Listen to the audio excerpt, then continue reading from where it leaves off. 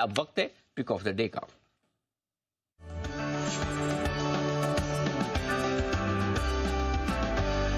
आज जानते हैं सचिन जी से उनको क्या पसंद है आज के लिए। गुड मॉर्निंग सचिन जी, बताएं। Good morning Anil ji, good morning Deepanshu.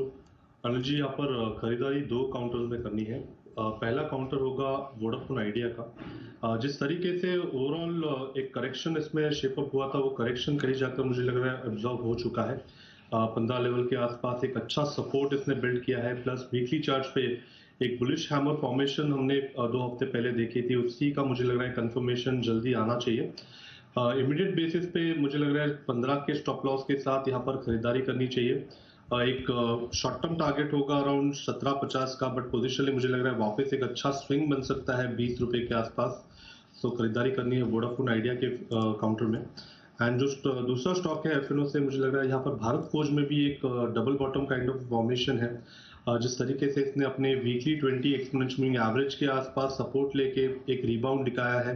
कल के सत्र में जिस तरीके से प्राइस एक्शन अनफोल्ड हुई थी, वहां पर एक बुलिश हरामी फॉर्मेशन का कंफर्मेशन आ चुका है। तो मुझे लग रहा है थोड़ा सा अगर पुल बैक भी मिल जाता है तो 1600 के आसपास काफी कॉन्फिडेंट सपोर्ट बेस है।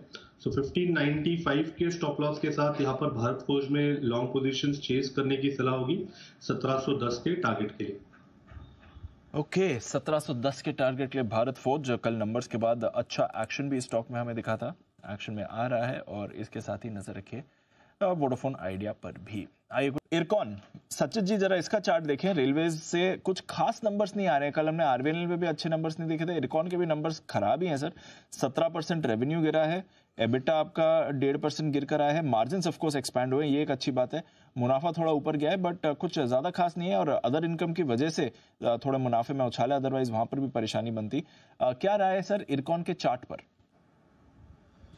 दीपांशु, यहाँ पर क्लियरली पिछले कुछ हफ्तों से प्रॉफिट बुकिंग की ही ट्रेंड है। इनफैक्ट जिस तरीके से यहाँ पर प्राइस धीरे धीरे नीचे आ रही है, मुझे लग रहा है जल्दी ये स्टॉक वापस 245 250 के जोन में ट्रेंड होना चाहिए।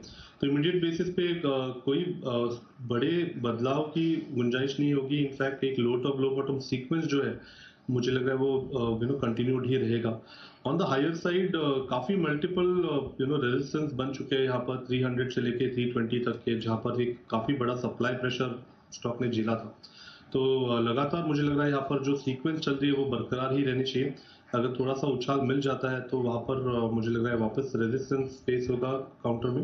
एंड नीचे मुझे लग रहा है एक अच्छा डिमांड जोन हो सकता है अराउंड 240 250 के आसपास, जहां पर थोड़ी सी खरीदारी कंसिडर की जा सकती है।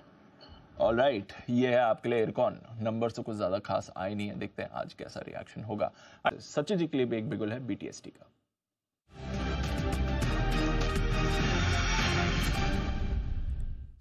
बताया सचिन जी।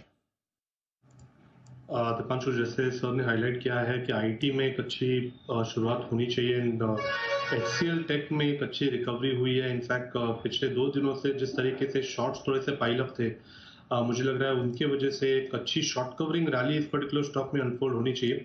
1600 का एक इंपॉर्टेंट सपोर्ट जोन था, वो वापस इसने रिकॉन्कर किया है। जिस तरीके से डेटा है, मुझे लग रहा है ये मोमेंटम लगभग अराउंड 1635 तक एक्सटेंड होना चाहिए। तो यहाँ पर एचसीएल टेक के फ्यूचर्स में खरीदारी करने की सलाह होगी 1592 के स्टॉप लॉस के साथ। के 1592 के स्टॉप लॉस के साथ खरीदारी करें एचसीएल टेक। ये काउंटर 1600 के ऊपर ट्रेड करते दिख रहा है। तो आईटी, पावर लेंडर और एक और काउंटर जहां पर मूव आ रही है कैश स्टॉक से। तो कुछ वेरिड ऑप्शंस आ रहे हैं इस समय बाजार में, जहां पर आपको रखनी है नजर। स्टॉक्स में मूव दोनों तरफ की मिल रही है। जब तक ये सेटल हो तब तक सचिन जी के पास चलते हैं बिल्कुल बीटीएसटी का।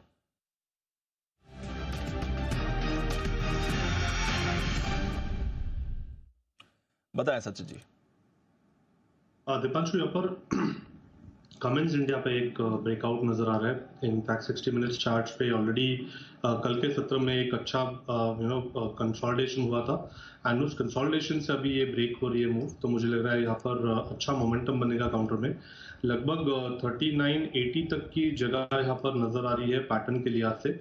इंट्राडे में ही मुझे लग रहा है 3900 के आसपास का एक स्विंग बन सकता है। तो स्टॉप लॉस आपको लगभग अराउंड 3780 पे लगाना है एंड खरीदारी करनी है कमिंस इंडिया के फ्यूचर्स में। यहाँ पर सचिन जी की राय आती हुई दिख रही है, इस पर भी रखेंगे नजर, एक्शन में आ रहा है। आइए 10 की कमाई का स्टॉक लेते हैं सचिन जी की तरफ से। सचिन जी बताएं सर। दीपांशु, यहाँ पर लॉन्ग टर्म के लिहाज से मुझे लग रहा है एक अच्छी अपॉर्चुनिटी बन रही है SW सोलार इस पर्टिकुलर काउंटर में, स्टर्लिंग एंड विल्सन रिन्यूएबल्स के काउंटर में 680 के आसपास, 676 के आसपास इनफैक्ट ये ट्रेंड हो रहा है।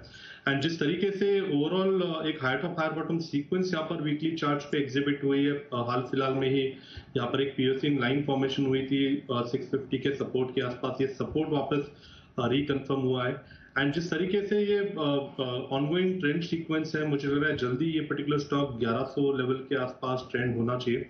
तो यहाँ पर ऑन अ डिक्लाइन अभी भी अक्यूमुलेट करने की सलाह होगी। मेजर सपोर्ट यहाँ पर 650 के आसपास प्लेस्ड है। स्टॉप लॉस आपको लगभग अराउंड 570 पे लगाना है on weekly closing basis, and 1100 के लक्ष्य के लिए अभी भी यहाँ पर होल्ड करने की एंड अक्यूमुलेट करने की सलाह होगी SW सोलर के काउंटर में। के बड़े टारगेट्स यहाँ पर आ रहे हैं, 1100 तक के टारगेट्स के लिए खरीदारी करके चल सकते हैं, ये राय आ रही है। तो एक साथ दोनों पुलिस हो गए, तेजस शाह साहब और सचिन दोनों की उनकी 10 की कमाई क्या है, इनका 10 की कमाई और उनकी लॉन्ग टर्म पे क्या बात है। स्टर्लिंग एंड विल्सन कुछ तो हो रहा है भाई, ऐसा स्टॉक में बड़ी बड़ी टारगेट्स आपके सामने आती हुई दिख रही हैं। राय को दिया था 220, 260, 300, 220, हाँ वही 225, 220 करेक्ट। आइए विदा लेने का वक्त है। कुणाल जी, राकेश जी और पालिया साहब का बहुत बहुत धन्यवाद। तेजेश शाह साहब, अमरीश सर और वागले साहब का भी बहुत बहुत शुक्रिया आज हमारा साथ देने के लिए। बाजार स्टेबल है, निफ्टी पर हम 24,350 के आसपास है, 225 अंकों की अच्छी मजबूती, सेंसेक्स 800 अंकों पर है और बैंक निफ्टी 50,500 के करीब वक्त बिताता हुआ। आइए मुझे और दीप को इजाजत दीजिए। देश के प्रति और देश के जवानों के प्रति सम्मान के साथ करेंगे हम शो का समापन। आइए अपनी जगह पर आप खड़े हो जाएं। जय हिंद।